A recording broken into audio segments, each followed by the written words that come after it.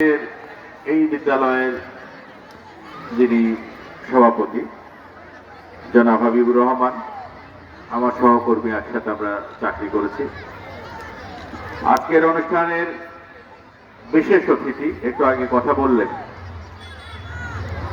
বীর মুক্তিযোদ্ধা জনাব সিরাজুল ইসলাম সর্দার সিরাজ ভাই, আমাদের অত্যন্ত শ্রদ্ধেয়।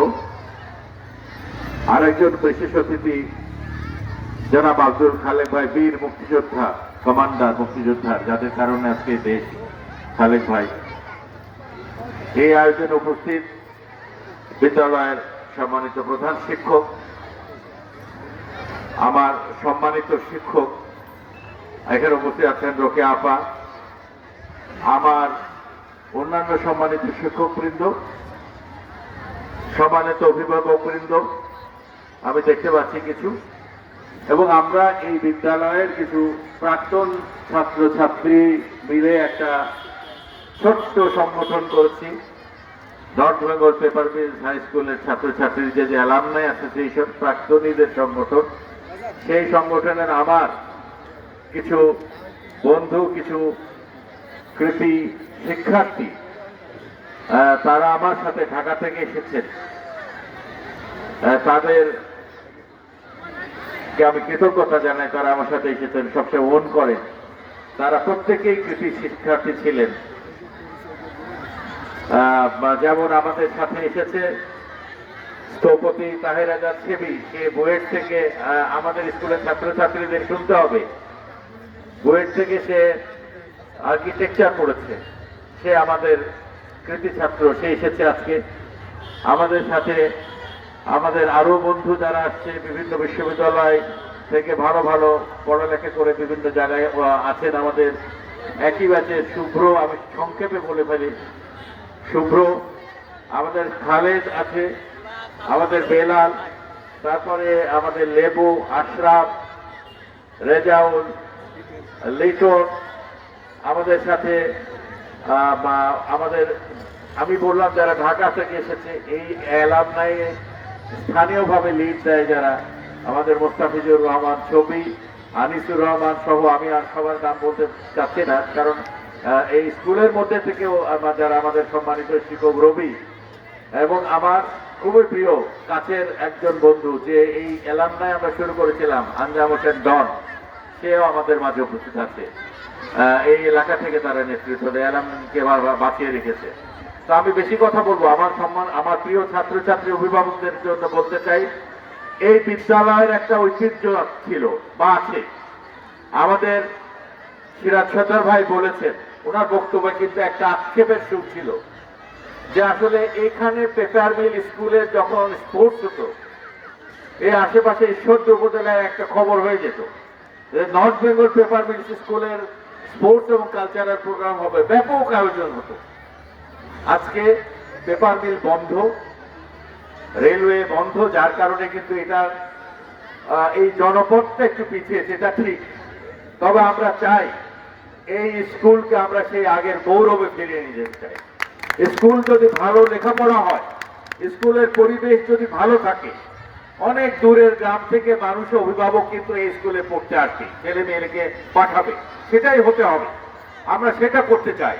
এই স্কুলের অনেক কৃতি ছাত্র, ভালো ভালো জায়গা, আমরা যে অ্যালামনাই করেছি, সেই অ্যালামনাই আমি সভাপতির দায়িত্ব পালন করছি। আমি 82 সালে এখান থেকে পাস করেছি। আমার একেবারে ছোটবেলা থেকে এই স্কুলে আমার শিক্ষা, এই রোকে আপাদের হাতে, আমার পাশে বসে আছেন, তাদের কাছে শিখেই কিন্তু আমি, আল্লাহ আমাকে এই পর্যায়ে নিয়ে এসেছে।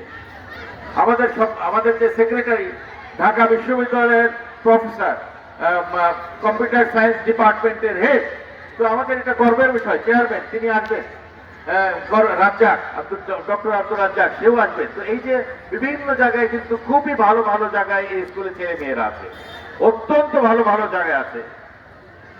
যে পেট্রোলিয়াম কর্পোরেশনে আমি চাকরি করি, সেই পেট্রোলিয়াম কর্পোরেশনের বড় হয় সবচেয়ে বড় ব্যবসায়ী বাংলাদেশের পেট্রোলিয়াম সেক্টরে ডক্টর আজিজুর রহমান সাহেবের ছেলে এজাজুর রহমান অঙ্কু, মানে এই স্কুলের ছাত্র। তো এদেরকে আমরা খুঁজে পাচ্ছি কিন্তু। তো এই স্কুলের এই ছাত্রদেরকে কেউ বিশাল ব্যবসায়ী, কেউ অনেক বড় শিক্ষাবিদ, ক্রীড়াবিদ, সারা বাংলাদেশে আছে, দেশে আছে, বিদেশে আছে। আমরা যখন অনুষ্ঠান করেছিলাম তখন সবাই আসছিল। তা আমি আমার অভিভাবক মন্ডলী যারা আছেন বা ছাত্র ছাত্রী যারা আছে তাদের বলতে চাই, বা এলাকার গণ্যমান্য নেতৃবৃন্দ যারা আছেন তাদের অনুরোধ, তাদের প্রতি আমরা আমাদের সর্বোচ্চ দিব, আমাদের জীবন দিব, এই স্কুলটা সুন্দর হোক। আমরা একটা আদর্শ বিদ্যালয় হিসেবে দেখতে চাই। আমি স্কুল ভিতরে পরিদর্শন করেছি, আমি সত্যিকার অর্থে হেডমাস্টার মহোদয়কে বলতে চাই আমার ভালো লাগেনি স্কুল ঘরগুলা নোংরা, অপরিষ্কার, এবং আমার মনে হয় না যে এখানে ক্লাস হয়। এরকম পরিবেশ এখানে ছিল না কখনো, এই পরিবেশ থাকতে পারে না।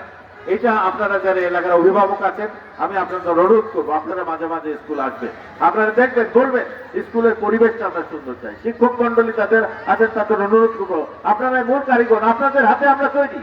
তাহলে এই ছেলে মেয়েরা যারা এখন পড়ছে, দয়া করে তাদের প্রতি আপনারা নজর রাখবেন। সে স্কুলে আসবে, আসার পরিবেশ তৈরি করতে হবে, আরো চমৎকার হবে স্কুল পরিবেশ।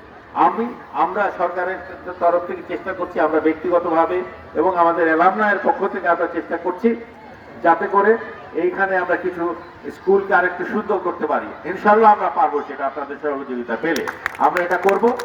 আর আমরা ছোট করে ছাত্রছাত্রীদের যে মেধাকে উৎসাহিত করার জন্য 4 বছর থেকে আমাদের হেডমাস্টার মহোদয় বলেছেন মেধাবৃত্তি দিচ্ছি, এটাও আমরা ইনশাল্লাহ আস্তে আস্তে বাড়াবো।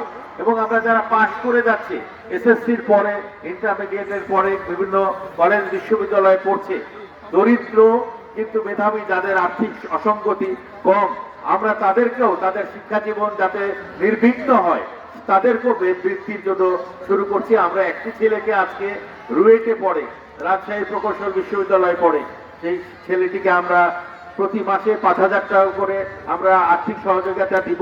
আজকে এটা শুরু করছি।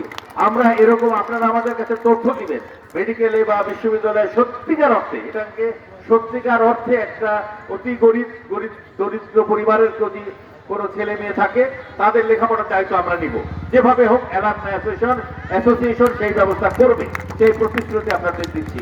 কারণ আসল জিনিস হচ্ছে একটি, এই বিদ্যালয়ের একজন যদি ছাত্রকে আমরা সেই জায়গায় নিয়ে যেতে পারি তাহলে আলহামদুলিল্লাহ দেখবেন যে আমাদের দেশের মুখ উজ্জ্বল করবে, সকলের মুখ উজ্জ্বল করবে।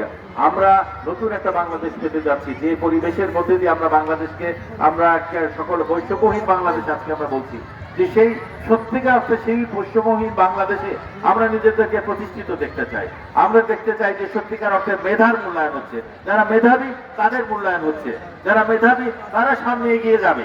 এখানে কোনো যারা খারাপ মানুষ তাদের কোনো জায়গা থাকবে না সমাজে। আমরা সেরকম একটা পরিবেশ তৈরি করতে চাই, সেই প্রত্যয় আমাদের ছেলে মেয়েদের মধ্যে থাকবে।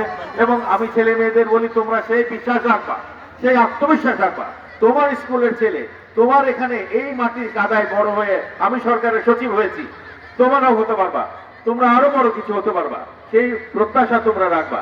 সেই প্রত্যাশা রেখে আমি সবাইকে, আমাকে এখানে আমন্ত্রণ জানিয়ে সম্মানিত করার জন্য, আমি আসলে ভাই এই সন্তান, এই মাটিতে বড় হয়েছি, আমার এখানে কোনো অতিথি হয়ে আসার কোনো ইচ্ছা নাই। আমার ভালো লাগে এখানে এসে বসে, মাটিতে বসে সবার সাথে গল্প করতে, শিক্ষক মহোদয়ের সাথে কথা বলতে, ছাত্রদের সাথে বসে ওই